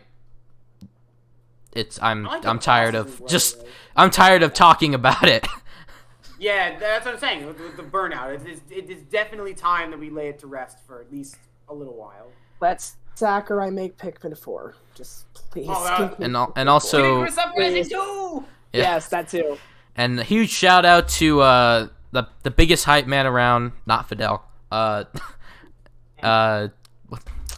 Etika, because this Fighter's Pass was honestly dedicated to him as much as it could be, and obviously it's not really, but it feels like it. Yeah. So just shout out to him, Joy-Con boys forever, and all I had that. the pleasure of meeting him several times, and he Oh, was, very cool. Yeah, he was awesome. Rest in peace, man. Yeah. You are loved by many people. Rest in peace. All right, finally, Zeke can have something to talk about. Yeah. Animal Crossing Cool. New Horizons Direct came out, and it was phenomenal. It was amazing up until the very end. The updates they literally like fired out on all cylinders for the update. Like, and this is the free, and we're just talking about the free stuff. So we got Cap'n. We got we have like a shopping district on Harv's Island. There's another character that's back. Really? There's another character that's back. Brewster. There's so many new items, and I'm just so excited. Okay. I'm finally ready to come back to this game. Finally. I hate being this person. This feels like the game it should have been on March 20th, 2020. Like, Agreed. it feels like they finally brought back everything that was missing from New Leaf, brought some new stuff in. It feels complete finally. And this is also what I was saying, like, New Horizons needs like a welcome amiibo style coming back. And this is it. And This it is the absolutely Grand 2.0. So, and then we also got something else, too. So I wanted to hear you guys' thoughts on the free stuff first, so. I'm so happy. Gyroids are back. Brewster, like I said, if you're gonna have Brewster, you gotta have gyroids. And That's there why they are. gyroids- They're here, too. Gyroids weren't there from the beginning because Brewster was not there. That's the only reason why. The new designs are so cute. Yes. Oh, and they're They like are. little pocket-sized ones? Yes. Yeah. So yeah, those two things are back. You can actually put them outside now, so Lil Lloyd isn't going to be lonely anymore. Hell yeah. What else do we have? We have. What does Cap'n even do, right? As far as we know, just take you to Harbs? Captain. So Captain will take you to random islands. Yeah. Oh, okay. Random generated islands. Different. I know in New different Leaf he had like a hemisphere, multiplayer thing, but not anymore. different So. weather. Like, yeah. Oh, right. So if you want like different stuff from different seasons, you can just go to Cap'n and. Okay, I see. Yeah. How different is this from the island tours that were in base game, though? Oh yeah. It's free. Maybe. I mean, Yeah. it's not though. It's like half the Nook miles, but it's not free. You still have to pay Let me 1,000. pull up the version 2 notes so I can actually like go through everything real quick. All right. While you're looking at that 112, are you an Animal Crossing guy?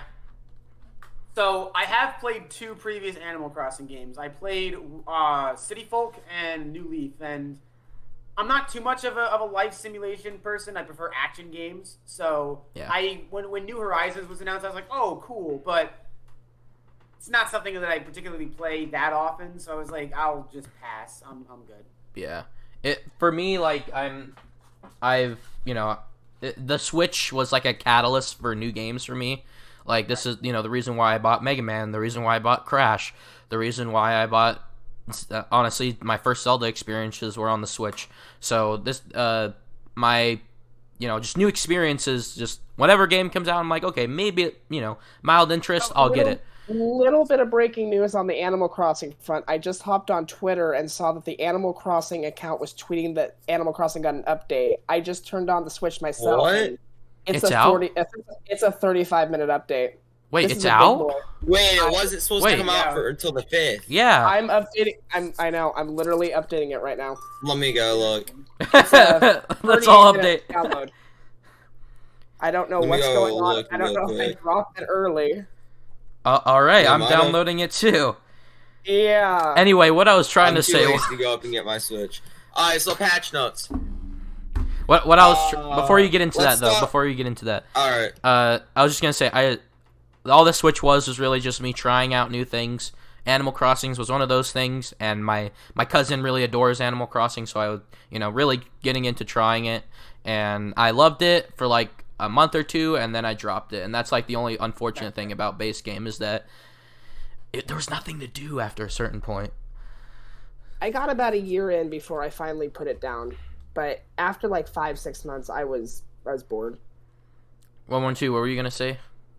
I will say the Mario items are really cool. Yes. They look awesome. They I need know more they- Nintendo items Yes. That's like Mario my items biggest. are great. or crossover Now that- items. Like Now that everything has happened, my biggest disappointment is that we didn't get the Nintendo villagers back. We didn't get more Nintendo items. Yeah. like imagine if your villager could wear a Mega Man hat and look like Ash.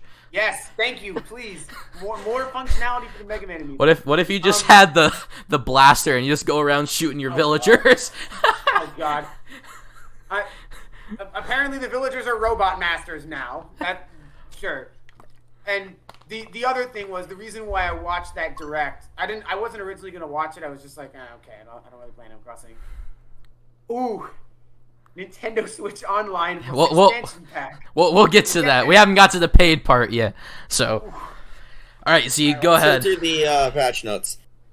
So little things. You have new fences and fence customization. That's cool. 11 new hairstyles and reactions. That's normal. Pro camera update. So basically now the camera app is more professional, I guess. You can zoom in, zoom out, you can walk around, all that fun stuff. Basically, you have a freestyle camera now. Yeah, Oh, that's interesting. first person as well. The first person as well.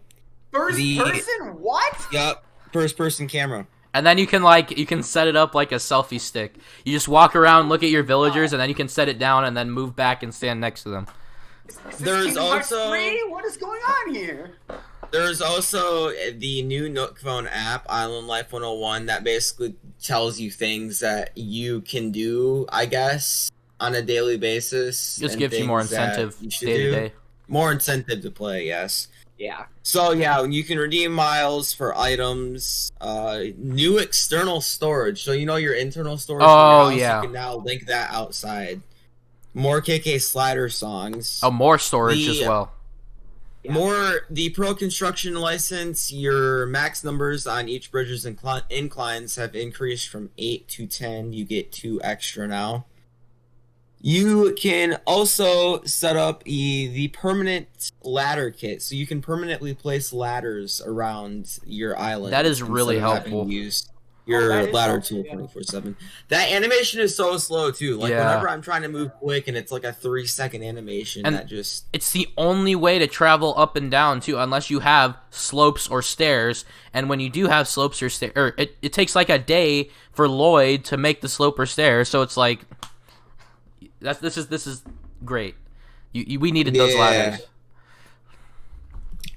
And yeah, as we mentioned before, gyroids are back. Brewster is back. Isn't there His ATMs? place is- Or ATMs. whatever, Yeah. portable ones.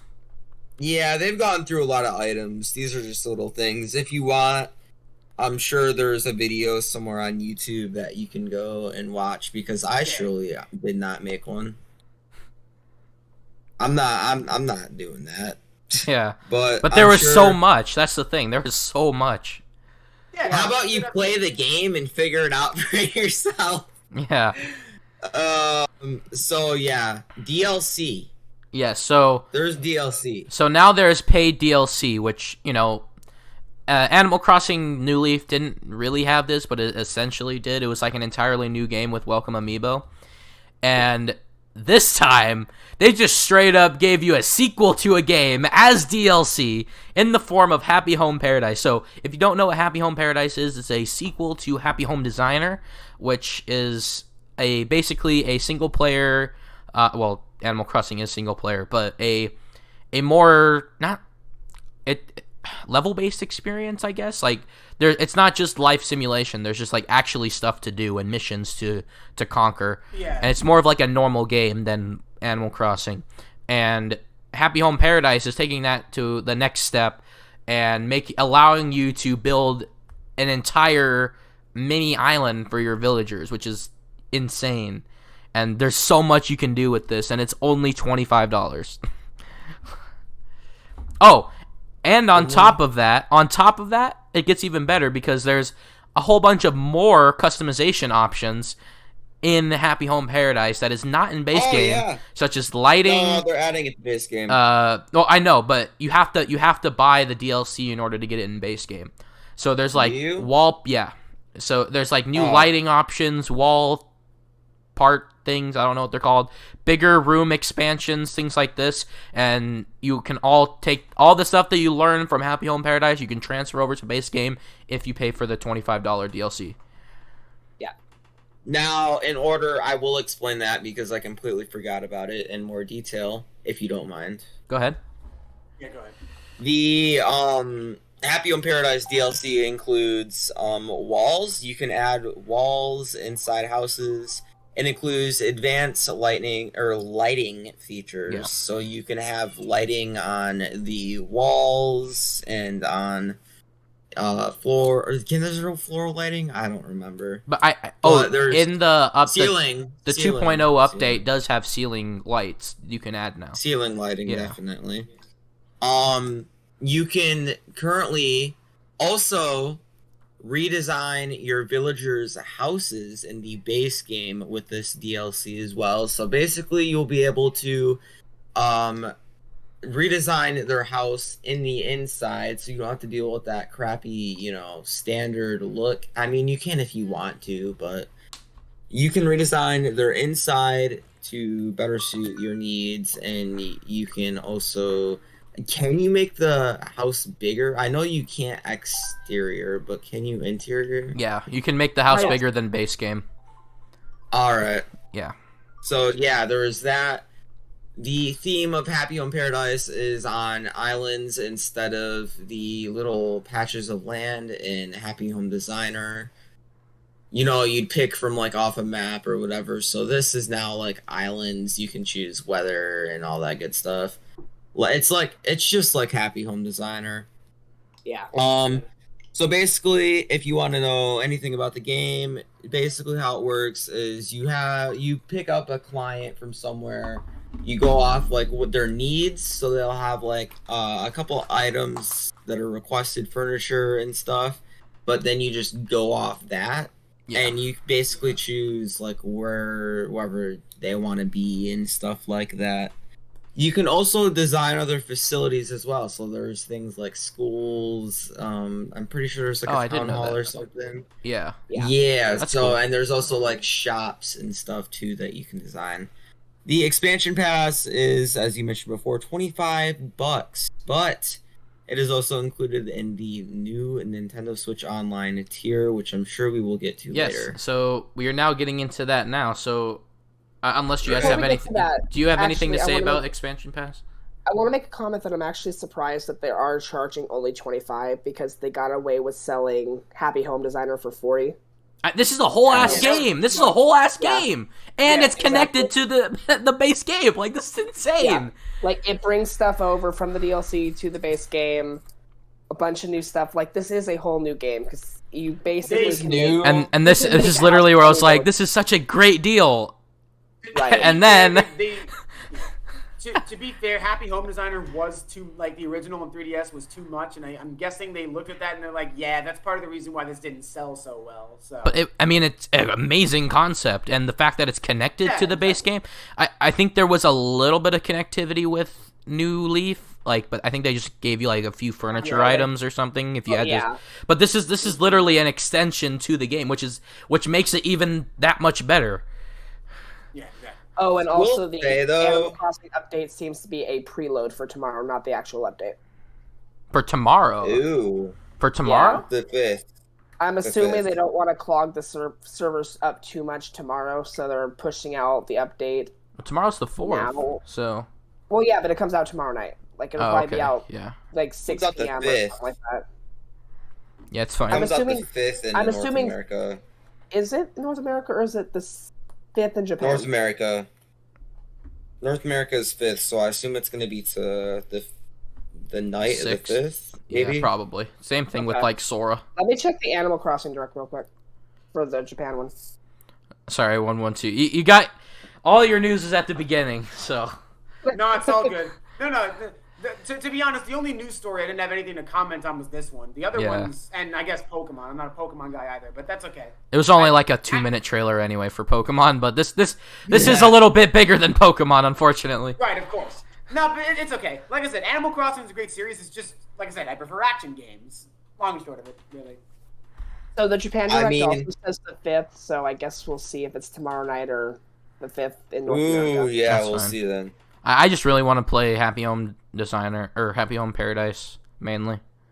But is there anything else you guys want to talk about the Animal Crossing portion of this Animal Crossing Direct? I can't wait to play it. Yeah. I'm trying to decide if I want to restart my island or just trying to fix up the one I've currently got, but we'll see. Finally something to bring me back to the game. That's the biggest part. I can't wait to waste my weekend on more videos. Woohoo. Oh yeah, I forgot to finish your episode 5. My bad. Say about the next thing. Yeah, I get that later. All right, so at the very end of the Animal Crossing Direct, they also announced that it's going to be a part of the Switch Online expansion pass, but which was the surprising part, and I think that's pretty cool of them to do so. However, immediately following, they announced that the price for Switch Online expansion pass. And it is $50, a whole $30 increase, $30 increase. Yes. So that is the worst part about it. It is. We are all predicting it's gonna be like $10, maximum $15, a whole ass $30 more. Like what? $20 more. And I didn't even get a discount on it. I had to pay $45 for it. I got like a whole $5 discount. Ugh. You'd think if you already have it currently, you'd be able to upgrade. Yeah. But, I mean, no. They the way that it works is they give you I think it was like a 5-cent discount for every day you had left, and that 5 cents doesn't sound like much, but that does add up pretty quickly. Yeah. Like, If you I just got bought the Switch 6 months Online, then left. you almost get it for like $20, I think. My I had the subscription Switch Online renews since every day one, and I got it for like $30, and I was like, okay, fair enough. Yeah. I think I have until my subscription renews every March. See, It's a lot of people seem to have the problem. Obviously, it's pretty steep, just because so of cheap how I bought yearly. it's pretty like Nintendo Switch Online. A lot of people have complaints about the base Switch Online, but it's relatively cheap for a yearly, like compared to like Xbox. yeah, $20 and I like think that is that's perfectly okay. reasonable. But the problem with $50 is that it's a mediocre online service as it is, and Yeah. for what we got for an expansion to it is not enough to warrant $50. And a lot of people can't even decide why it's worth $50. Some people think that they have to pay Sega royalties. I mean, which they do, but people don't think it's not that much, but some people do think it's a lot. Some people think the reason why Animal Crossing the reason why it's so high is because Animal Crossing is a part of it, which honestly I don't know why, because they're trying to make it a deal for you. They're trying to be like, hey, you can get this as well, which means you would think would actually lower the price, but it doesn't. So because you're not even getting a good deal. You have to pay double the price if you just want Animal Crossing and to play online. You're paying double the price for the expansion pack or the DLC. Like, it's not even a good deal for that. Weren't people saying that the N64 games were playing awful too? Yeah, we'll get to that. We'll get to that. I But can comment about this specifically because I checked out every game at least once, except Winback, which I plan on doing a full playthrough of later. Spoiler alert. might as well just say everything now then. With this, the N64 is out now. I should just say that. It's out, and as well as Genesis games. And people say it's running bad. From my experience, I've actually had a good time with it, but go ahead. It depends on the game. So, some of the games run absolutely fine. Mario 64, Star Fox 64, those games are almost identical. Mario 64 is actually not the Shindo version, so you can't BLJ, and that's fun. Yeah. But Mario 64 is fine, Star Fox 64 is fine, Yoshi's Story, I forget all the games on there, but the majority of them are fine. There's a couple games with problems. Ocarina of Time, not good. The game looks like ass, and there's one boss fight, which I won't spoil for people who have not played Ocarina of Time, that was made like 3 or 4 times harder because of a visual glitch. That's not good. They need to fix that immediately. Now, that boss is so much harder without that. A lot of people are complaining, oh, it's emulation or whatever. But you have to understand, and you have to, I mean, people are like, oh, I might as well just get it for free on my PC. But I think I still have the picture. I hope I still have the picture. But I emulated on my computer a Pokemon Stadium on the N64, like I think Project 64, and it looked like this. Yeah. I have a gaming computer, and it look sorry, it's like kind of smeared, but you can't even, it's unplayable on PC. I did an entire Mario 64 playthrough on emulator, and most of the textures were flickering. So people are like, oh yeah, I'll just emulate it on PC. You can't even do that with a high enough quality. And like, you gotta understand, this is like Nintendo branded emulators. Yeah. Like, they got top dogs that know what they're doing that make this stuff. And some games run well. Nintendo hardware. Yeah, like I said, Mario 64, Yoshi's Story. I played Sin and Punishment for the first time. That game is incredible. Everyone should play that game. That game ran flawlessly. I had no issues. And you already know they're gonna fix it within the next couple. Yeah, it should be fixed pretty quickly. But there is one issue that won't be. Oh, go ahead. Go ahead. The other game that has a problem, and I don't understand how they didn't think of this, you cannot save time trial ghost data in Mario Kart 64. That's weird. How in the world did you not see Wait, this? what's the issue with that? So the reason why you can't do that is because in Mario Kart 64, you have to save the ghost data to your controller pack. And since the Nintendo Switch doesn't use controller packs, you can't do it. I know you can do that on Wii U, but I wonder what the fix is for that. That's an interesting thing. Whatever it is, how did they not see this coming? This is really not something that should be a problem for the games. They weird. just put it through checks. They just made an emulator like, okay, check this, check this, check this. Didn't see it. And I also want to talk about the Genesis games real quick because I have been playing those. Yeah, a lot, I didn't get to and play they that, run- so go ahead. They run fine. I haven't played all of them yet, but I played the majority of them. I didn't have any problems with any of them. I will say this. Gunstar Heroes is one of the best games ever made. Please play that game. It is very good. Contra Hardcore is also a very good game. That game is incredible. Let's see. Sonic 2. Sonic 2 is on there. That's the weirdest thing about it, is that it's just Sonic 2. It's not even just like 1, 2, and 3. It's just 2 of all games. Strange. It is a little strange how many games are repeated because for example, I have the Sega Genesis Classics collection, I have the Castlevania Anniversary collection, and the Contra Anniversary collection. That covers almost every game that's on this service. The only games that aren't here are Echo the Dolphin, because that was never ported to Switch. For some reason, it's on the PC version of Sega Genesis Classics, but it's not on the Switch version. I have no idea why. Honestly, I think this is just special. I think don't expect this to ever happen again. I assume like the next ones we get are just going to be Nintendo only. I think this is just a special event for some reason. Musha is like a shoot 'em up. I played that recently. It was pretty fun, although it's very strange. And then the other game, which in my opinion is also one of the best games ever made, is Strider.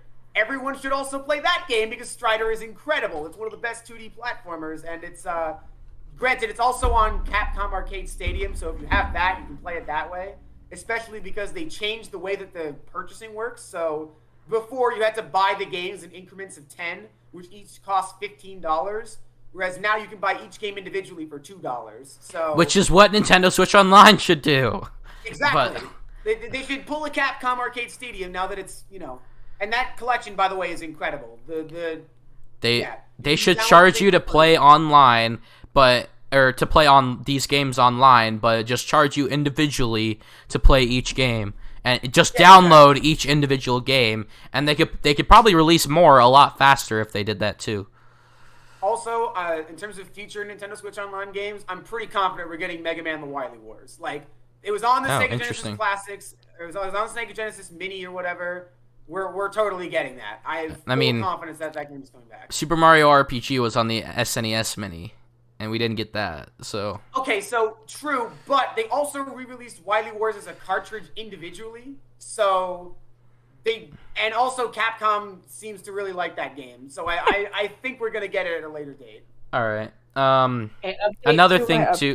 The Animal Crossing update is out. Oh, it is out. What?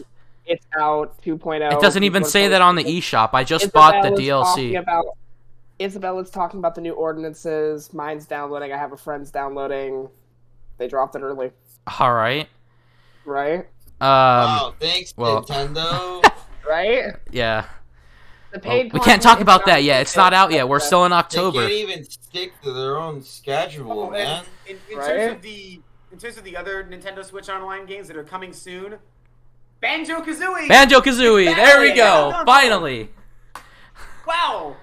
Also, F-Zero X, Mario Golf, Paper Mario, like these are... This also gives me the prospect of other games that don't really get ported, like Pokemon Stadium. Like, I don't think that's on Switch or Wii U. It's not. And, we could also get more localizations like we did with the NES games. Like, this is a huge prospect. So... Can we please get Mischief Makers? That's another game by Treasure, the same people who made Gunstar Heroes and Sin and Punishment. Yes, Mischief Makers, Mega Man 64. Why not? Just put as much as you can on everything. There. Like, I don't understand why they didn't do, what's it called? One of the Fire Emblem games. Why that was a standalone release and not on Switch Online. That was odd. That was weird. Yeah. But the other issue with Switch Online, as far as people, actually, there's two more issues, is the online. It stuttered, from what I played, it stutters a little bit. We were playing Mario Tennis. It stuttered a little bit, but that was just because one of our friends' connections was awful. But it wasn't that bad. Like, Mario Tennis wasn't unplayable. It actually played really well, even with the lag spikes. Like, it would lag, and you can tell it lagged, but that was it. The worst thing about it was the audio. For some reason, it has this weird audio glitch when you have lag. It's just like it continues to play the game, but then like Mario is like the announcer, and it's just like welcome. Like it's so weird, but it's still a lot of fun. It's not as bad as people say. Obviously, Ocarina of Time is unplayable, but I assume that'll get fixed pretty quickly here. Probably when Majora's Mask comes out. Hopefully by then, because that is a very moody game with a lot of fog. So right. To be fair, Ocarina of Time is not unplayable. The game still functions. It's just that it looks bad, and one boss fight is like 3 or 4 times harder. Another thing too, I think some of the textures are up-res a little bit on all the games. Yeah, I did. It looks HD a little bit, like not as much as 3D All Stars, but it looks better than Wii U and Wii. So, I'm just happy you can BLJ in Mario 64. Yeah. That's a really minor thing, but like being able to do that again is very fun. And the last issue that people have with it is that there's no controllers. You can't buy them. Probably not until 2022. Yeah. So also the fact that there's no button mapping. Oh yeah, that's I mean you can in the Switch settings, but it's just so weird. Like all 3D All Stars, the button controls on Mario 64 are good, but when you go into like, I might as well just open it up to show you. It's the weirdest freaking setup I've ever seen for like Joy-Con and Pro Controller. Why are the X and Y buttons C left and C Yeah, right? it's so weird. It's the weirdest controller setup I've ever seen. It is so odd. Like, I don't... Honestly, if I go back to Mario 64, I'm just using 3D All-Stars at this point. Yeah, honestly, it's the better version, but if you didn't get 3D All-Stars, this is a perfect thing. Because I think the only like selling point for Switch Online, for me at least, is that it's online and that you can play these old games with people online. But you can't do that with with Mario 64 or Zelda. That's true. And I think Mario Kart 64 or Dr. Mario 64 Online is very fun. I got to try that with a few friends, and that ran. That was great. Nice. Where's the? Oh, it's the user guide, huh? Yeah, look at this. This is so weird. It's a bad. What is that? Setup. That's so weird. Yeah. Bad setup. Yikes. So speaking of games that might be coming to Nintendo Switch Online, how many times am I gonna say speaking of? There's been a data mine that says that 007, Smash, and Mario Party are coming eventually, which, expected. 007 in particular is interesting, which this only happened this month, but we might as well include it since we're talking about it. They're trying to get it unbanned in Germany, and they succeeded, apparently. So that probably will be coming soon. I'm surprised they got the royalties to pay that, because that must have been insane. Because they had to pay Rare and Imagine playing that online too. From what I've heard, it's a really good game. So it is a great BS to me. Wait, what? Everything. Wait, what do you mean everything? I don't know, man. I feel like they wouldn't. I don't know how they get the money to pay for that. But 007 in particular. I don't know. So much. Does Rare even still own all that, or do they have? 007, no. Banjo-Kazooie, yes. No, I mean like. I assume Rare has to do all the negotiating because Nintendo has to approach Rare because it's Rare's game, and then Rare probably has to approach 007 about it. Or whatever company that makes it. I forgot. I'm not sure. But in terms of Smash and Mario Party, that makes sense. And Mario again, Party 1 with those control stick rotation mini games, that'll be interesting. But that's also exciting too because the whole online element, you can actually play good Mario parties online. So, good Mario parties to other people, not me, but Superstars is pretty good, but if you really wanted to play like the classic games, you're probably going to be able to do that pretty soon. And also in that leak or data mine, Game Boy is still coming. Don't worry. As far as they can tell, Game Boy is still in the pipeline. I don't know when it's going to happen. Well, hold on. To be fair, if we're talking about the same thing, what they said was each Nintendo Switch Online app has a number attached to it. Yeah. Mm-hmm. NES is 1, SNES is 2, N64 is 3, and Genesis is 5. So obviously there's a missing number there, and people are assuming that 4 is Game Boy. Chances are that's correct, but we don't know for sure.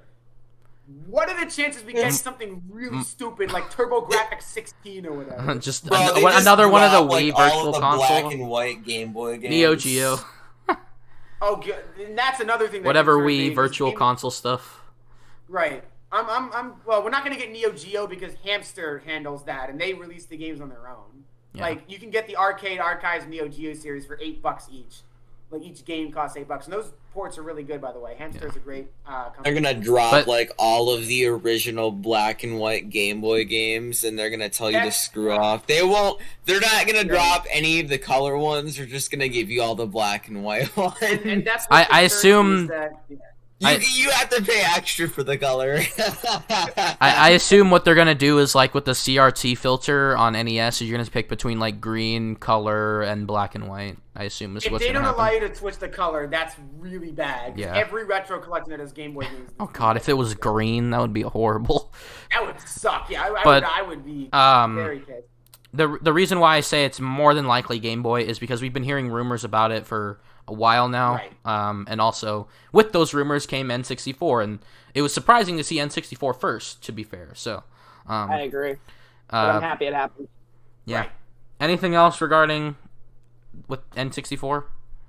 My opinion is. Oh, you can go first. Don't buy it. I already did. Sorry. Yeah, same here. My opinion is that this is going to be a concept and a package that will grow with value over time. It's bad now, but if they fix the problems and actually make it worth $50, I think they could have a winner here. This is not unsalvageable.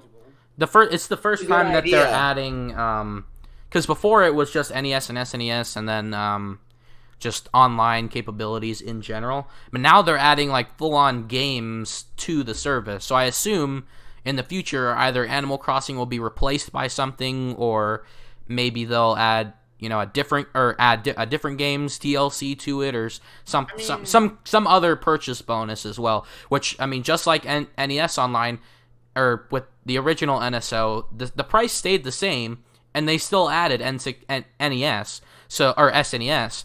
So with this $50 price value, I mean, eventually they might add Game Boy or some other DLC, which will increase the value even more. And to be fair, we did get some games exclusive to Nintendo Switch Online. We got Tetris 99 and Pac-Man 99 and rest in peace Super Mario Bros. 35. That game is so good.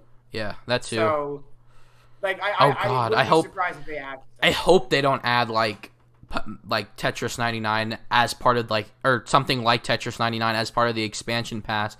I hope they're not just strictly on expansion pass now. I hope they do both. Like still encourage the base value.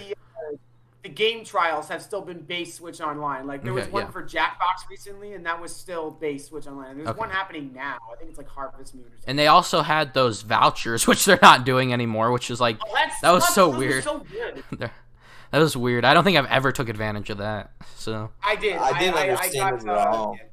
I got Luigi's Mansion 3 and Link's Awakening for $20 less each. So that was nice. I would say it's worth it for like $60 games, not like indie games or something. But unfortunately, most of the $60 games that I want are games that I have to buy physically, like Zelda games and Mario games and Pokemon games. I want physically. So I mean, you can see that freaking stack over there. Right. So, but yeah, that pretty much covers it. Just do we think that we'll see more N64 games by the end of the year? I mean, the ones that they showed so far, like Banjo-Kazooie and Majora's Mask. Or is that 2022? They're gonna drop stuff in December. December, you think? They're gonna have one more update in December for N64. Okay. I don't know about Genesis. Actually, they probably would do it for Genesis too. But we're not gonna get a ton of games. It's probably gonna be like 3 N64 games and 3 Genesis games. And do you think we'll get like how they used to do the NES Online? They usually have like at least one game for each of them. Do you think we'll have at least one game for all of them, or are we done with NES and SNES? How many more can they add, though? How many more games is there? Mario Nintendo RPG and Nintendo Earthbound that aren't rare. Yeah. Nintendo did comment on this. They did say that they're not done adding NES and SNES games. There's still a couple NES games I want. Where the hell is Mr. Gimmick? That game is amazing. I want Earthbound Beginnings. Well, the chances of us getting games like Earthbound and Mario RPG at this point, I think, are pretty slim, unfortunately. My guess is with Earthbound, their qualm is with Sony because they own the music. I'm guessing that's the issue. Yeah. And for Mario RPG, Square just does not want to play ball with Switch Online. Final Fantasy's not on there. Dragon Quest isn't on there. Mario RPG's not on there. I just think Square Enix said no. Is what I'm assuming. But I mean, there's still some good Sunsoft games. Please, Mr. Gimmick, Atlantis no Nazo. My question now more is, do you think we'll see all 4 consoles be updated by the end of the year one more time? No. Then just NES, one for SNES, no. N64 Genesis, yes. Okay. Yeah. All right, the last bit of news. Would you like to take the wheel on this one, Hylian? Pikmin. It's Pikmin. It's an app. It's not It's an Pikmin 4. app. It is Pikmin 4. It's okay. It's Pikmin It's 5, alright. actually. It's Pikmin 5. Pikmin ran so Harry Potter could die. Pikmin Bloom. What? So, I'm wait. so So, confused. literally Pikmin saying Bloom this- got a trailer, or like a presentation thing, with Shigeru Miyamoto making an appearance, and they just showed off. It's basically Pokemon Go, but with Pikmin, or Pikmin Go, if you will, called Pikmin Bloom, and it was announced and released same day, and it's slowly being released in other countries, and good concept, but I didn't like Pokemon Go, so Is it on the App Store? yes, Yeah. it's everywhere. Is it on Android? Yes. Yeah. I think so, yeah. I just typed in Pokemon. No, Pikmin. Pikmin Bloom. It's an I'm okay app. sorry. It's obviously Pikmin Go is one of the results on Google Play. Pikmin 3, Oh, Pikmin God. Go, Pikmin Game, Pikmin 3 Deluxe. I got worried there for a second. I thought it was played in horizontal. That would have been bad. No. Pikmin, what is it? Bloom? Bloom. Bloom, yeah. My screen is disgusting. Sorry. All good. Bruh, does my phone not run it? This is My- bullcrap. My worry is that Nintendo has definitely been getting out of the mobile game industry a little bit more. Like after Mario Kart Tour, whether or not you think the game is good or not, they definitely slowed down. Yeah, there it is. Yeah. See it? They definitely started to slow down. I remember I heard something that said that Nintendo wasn't making any more mobile games. I guess that was wrong. Yeah. But I still think that this might be It's either just- the final Nintendo mobile game or one of the last ones, because they canceled the Zelda one. Yeah, there's the Was there a Zelda Zelda one. one? There was another game that they wanted to make too. I forgot what it was. I forget, but they canceled some of their mobile games, and honestly, I think they just, especially after Dr. Mario World, I actually really liked that game, and now it's dead. Yeah. We'll But talk about that next I- month, unfortunately, but yeah. Yeah, it was. They're just killing everything. After Dr. Mario World and Miitomo, I think they realized, we're not really suited to mobile games that well, because And- the only What's crazy is that Mario Kart Tour has a lot of potential if it was a real does. game, and it's not gacha, but, you know. And the controls I are hit god-awful around too, the but 1 year mark, and I looked at the news and I was like, God, this looks even worse than before. Yikes. yeah. Yeah. I mean, to be fair, Fire Emblem Heroes is doing very well, so I'm sure they'll continue. yeah. Are they still even doing that anymore? Yeah, they still are. I heard Regalia Lost is still getting That That game makes like a lot of money. I heard Yeah, Fire Emblem FEH Heroes is a big or moneymaker. the FE whatever presentation things they aren't doing that anymore. The FE channel. Oh no. No, but they're still updating the game. Oh, okay. And like I said, they're still updating Dragalia Lost as well. Super Mario Run, I mean, the game's done, but it's still a fun game, and I Yeah. do recommend playing it. Apparently it's mainline, but you know, whatever. It is. It's a good game. No, it's not perfect, but I think that is Nintendo's best mobile game. It's very fun. It's a game. It's a complete experience. It's a $10 game. You pay once and you're done. Yeah. Twitter still hasn't found out the Animal Crossing version 2 came out. I mean, and It's not trending yet. what's the other one? Oh, Animal Crossing. Animal Crossing Pocket Camp. Animal You're Crossing welcome. Pocket Camp is garbage. I'm sorry. I tried that for like a day and I was like, this sucks. I played it in my free time. I mean, a lot of the stuff that was good that did come from that game is, you know, Oh, wait, in New Horizons now. So, New Horizons, yeah. wow, no one's covering it. No Wario one's 64 covering. tweeted about it. That's about it so far. You would think Game Explain is on that, like, you know, day I'm zero. just gonna tweet right now and be like, New Horizons version 2.0 is out. That sucks. The TNT ended. They didn't cover it. Right? But that's it. That's it for the news. So this is probably gonna be our longest episode, or second longest episode. Oh yeah, we're at. I'm we're surprised at we didn't what? talk longer Almost about 2 Pikmin hours. Bloom because of how much you love Pikmin. So I'm ready to Dude, do I it, so I'm can't not find gonna it lie. on here. I can't. I don't think my phone can run it. that sucks. If you're Oh, not I missing found a out. lot. Minecraft made a Pokemon Go thing too, and I did a reaction to it a long time ago. Oh shoot, I forgot about that. Sorry. Minecraft Earth, yeah. Yeah, so Minecraft Earth, my phone isn't. I have the Fold, and it's not compatible, but I can play Pokemon Go, which was weird. But that obviously got discontinued as well, so not playing that anymore.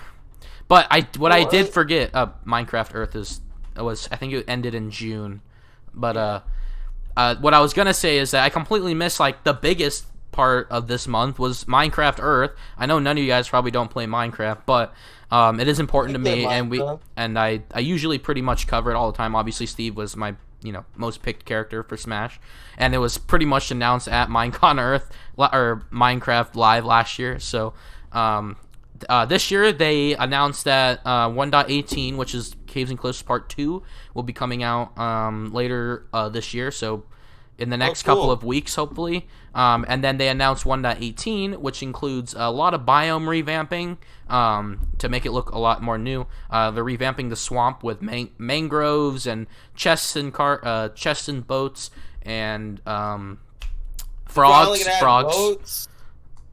Goats are in the game. Yeah, they're in I the said game. boats. Yeah. Oh, boats. No, boats with chests. Boats Yeah, are like also Overworld. boats have Yeah. been in for a while now. Yeah. Boats boats in with chests. chests or No. like boats in the overworld? No, well, maybe actually it might be, but That's they what put I'm like. they put the chests in the boat so you can carry your stuff around while you explore Okay. the swamp. So a lot of biome revamping. Wait, Yeah. That's okay. And then they also are adding the deep dark that they planned on adding with caves and cliffs has been moved to 1.18, and also they've been doing Minecon for 10 years, so that's interesting to think about as well. God, I'm old. Yeah. Kingdom Hearts is 20 years old. I'm almost why am I 2 decades old? I remember when I was I'm gonna turn 20 in a few months. I know how to feel. like I literally when I turned 10, like everyone was talking about, wow, you've been around for a decade. I'm like, decade's a long time, like Now as a it's kid, 2 decades. and now I'm 2 decades old. I'm like, what the fuck is decades, going yeah. on? What's going on? My mortality is I closer do than play I think. Minecraft, by the way. Oh, okay. Yeah, so I was also following this, and I was like, oh, this is interesting. Yeah. I didn't really have too much to comment on it, just because I think a lot of this was a little bit known already at the very least. Not wild update, but it. Okay, but Caves and Cliffs, I Yeah. know it was, and 1.18 we definitely knew about. Yeah. So I was just like, oh, cool. What I do I like think about it now is that it's very Nintendo Direct like, because it used to be Minecon, which was a multiple day thing, and it hit or miss what day the update news was coming on, so you had to literally find it on the internet somewhere. It wasn't really like Scour too it, much yeah. in the press, and with as they started doing the more live stream based stuff, at first it was like super cringy, like the pacing was god awful. It was the weirdest thing ever. But then as they went on, they started to condense it, started to have it take shape, and it's more Nintendo Direct. It's snappy. They get everything that they want to cover in a pretty short amount of time. Like, it used to be like 4 or 5 hours long, and now it was like only about an hour and a half. So it was very nice and concise, and I really enjoyed that about the show itself. Oh. So By the way, just also breaking news. Nintendo added N64 controller support to 3D All Stars. Actually, wait, right now, what Yes. the heck is going on? Is Nintendo just doing stuff out of the blue again? And No one then- is covering it.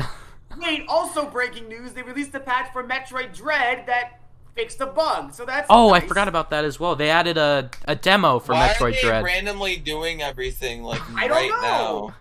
now? Metroid Dread It's also not got a even demo 10 on yet. Halloween too. Forgot about that. Also, you want to talk about being old? Super Mario 3D Land turned 10 today. Oh my god. Are you kidding me? No, I'm not. It was Ah. What? That's like one of my favorite games as a kid. God damn. Or it's too a real old. good game, yeah. We're Yeah. too old. I still remember my delight when I realized after beating World 8 and there were 8 more special worlds. I was like, this is crazy. Yeah, that honestly is like the biggest, or the longest Mario game since, like in terms of like sheer amount of levels until Odyssey with 999 moons. 880 moons. Yeah. I have every single model of DS. So yeah, I just wanted to throw that out there. But as per usual with these shows, we don't know how to end it. We just keep adding more and more news to pile on. Yeah. We'll talk about all that stuff that we just mentioned that are breaking news next time. So we'll talk about our thoughts on Animal Crossing more than likely then. But thank you guys so much for watching. Thank you so much, Zeke, for joining us. And last time, I forgot to shout you out. I did shout out your podcast that I was on. Definitely check out the Hee podcast if you haven't. I'm guessing that he'll probably have another episode out with the new DLC coming out pretty soon. Sooner or later. And check out his main channel as well, because he's doing a Let's Play right now of The World Ends With You, and I'm doing his thumbnails. So that's SMT5 is next. Yeah, SMT5 is coming up as soon as it comes out. And I will make sure to link you in the description. And our very special guest, 112, member of the GVG community, and also Twitch streamer. The more important one here. Yeah. The Mega Man legend. the Mega Man legend, not legends. Yeah, legends, yeah. He's actually he was helping me out a little bit with one of my Mega Man streams. I can't remember which one I was on. But I definitely need more of your help, because Mega Man Legacy Collection 2 does not have a reverse function or rewind function. To be fair, it does have infinite lives, basically, because there's checkpoint saves, so you'll be fine. All right. If I may, real quick, I want to shout out the our Mega Man Discord server and subreddit. I've been an administrator on that for like 5 years, and if you guys want to talk about Mega Man, we're inclusive of people of all skill levels and identities, whether you've played one game or all of them. So if you like Mega Man, join our Mega Man. We're very welcoming. And so I will leave a link. Do you have a VOD channel or a YouTube channel as well? I do, yes. YouTube.com. I think I got a vanity URL recently, but I can also just send it to you. Okay, yeah. So I will link all of those things in the description below. And YouTube.com/C/Zcrox11. There you go. There you go. And Discord.gg/Megaman. We have the vanity URL for that, which is cool. All right, yeah. And I'm not good enough for a vanity URL for my Discord. All right, well, thank you guys so much for joining. I hope you guys enjoyed your time here, and we will see all of you guys next month. So don't forget to leave a like, comment, subscribe, and check out them, because they're more important than us and probably larger than us as well. So. Oh yeah. All right. Goodbye. Everlasting. See you next month. See ya. Maybe. Maybe, what's his name will finally return from the moon. I forget what is his name. No!